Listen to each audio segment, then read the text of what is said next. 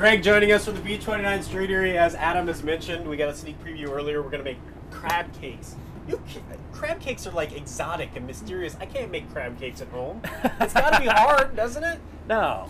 Best Really? thing about crab cakes is the less you put in it, the better it tastes, as long as you get good crab. Interesting. Okay. So we've got Dungeness crab, which came from Pike Place Market yesterday morning. Which, when you take a well-deserved week off, Greg, and you bring us back fresh crab, Yeah. we might let you take time off more often. Yeah. I mean, it's I had to steal it from my wife, but it's okay.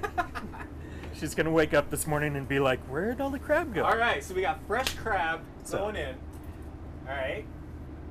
How easy is crab cakes? Because it is. It's one of those things that I order, but I will say I'm spoiled now because when I went to the Boise State Virginia Tech game a couple of years ago, I had Baltimore crab cakes. Yep. Those are pretty good stuff. Yeah. So the thing about crab cakes is every region makes them differently. Okay. And I prefer to do mine very, very simply with a high quality crab, but at the same time, you can take the same basic concept and tweak it however you would like. Scallions we got there? Is that correct? Garlic chives. Garlic chives. See? I knew what a scallion was. Oh, good for you. Yeah. So we've got a little bit of whole grain mustard, a little bit of chives. Then I took the shallots we talked about earlier, and I cooked them down in just a little bit of oil to get that raw onion flavor out of them. So now you just get nice, sweet, fully cooked onion flavor. Can the shallots make you cry too? Like the onions can? It takes a lot of them and a really dull knife. One of these days you need to show me the trick on the how to not cry with onions, because every single time that I cut onions, Yeah, my wife makes me Cut a lot of onions. cut a lot of onions, you build up an immunity. Is that Pretty what it is? much.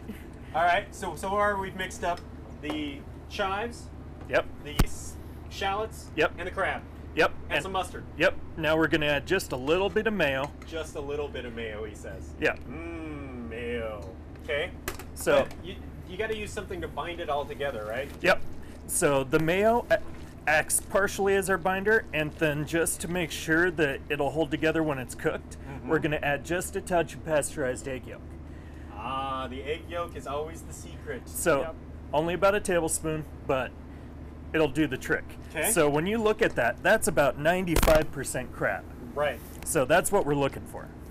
No more breadcrumbs, no anything like I've that. got a little bit of breadcrumbs just to soak up some moisture, but once again, it's just a sprinkle. Is that the panko? Yep.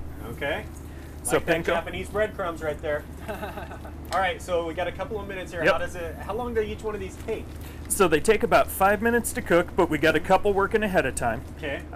They're very, very simple to cook. We just form it up into a patty, just like you would like a. Yep. So we just form the patty, toss it right in the breadcrumbs, just like that. Okay. Gonna ditch the gloves now that we did the messy part. Then just toss them. I would do that, and I would spread breadcrumbs all over the place. Yeah. It would fly everywhere. And so now we've got nice, yummy crab cakes. Okay. So we've got a hot pan ready to go. A little bit of oil. You always go hot pan, then oil. Yep. Otherwise, you glue whatever you're cooking right to the surface of the pan. That's right.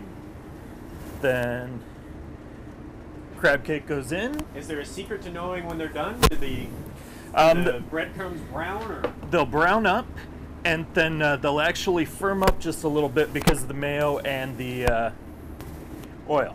So we're Okay. going to let those cook, All right. but we're going to pull our stunt doubles out of the oven. We got a minute left here, so we've been cooking ahead of time. Oh, So Stephanie gets none. made exactly the same way. These are browning up right now. Basically, all I did was flip them, pop them right in the oven. And you serve them with any kind of a sauce, or are you kind of a plain crab cakes kind of guy? I've I'm- had them with hollandaise sauce. I've had them with Yep. tartar sauce. If you go back a couple of weeks, actually, these make a great Eggs Benedict. Yes. So you use these on the base for your Eggs Benedict, top them with the poached eggs, just like we made before, and you're ready to go. That like is that. actually one of my favorite eggs Benedict. Is Oh the man, crab I've never cake heard one. of that. Yep. So now we've got a little bit of chervil, which, as we discussed, is kind of a sweet and savory herb. Okay. So we're just going to toss the greenage on top. And actually, we've got a little bit of sriracha down below, which that'll get you going in the morning. Yes, that will. All right, Greg, B29 Street, are you guys going to be around this week Yep. serving up? Big thing this week is going to be this Friday. We're doing a food truck rally. There's going to be Archie's Place, Rice Works, Brown Sugar. Payette Brewing Co. is going to be pouring beer. It's at the Idaho Food Bank I do believe they have a deal worked out where if you bring in a can or something like that, you get a discount, but it's all on Facebook. Runs Cool. from 5 to 9, being held at the Idaho Food Bank. All right. So be sure to come check out the truck with that. And remember, we're going to be cooking up Thanksgiving here in a week or so. fantastic. In the food truck. It'll be great. All right, we'll send it back inside to you, Stephanie. Oh, thank you.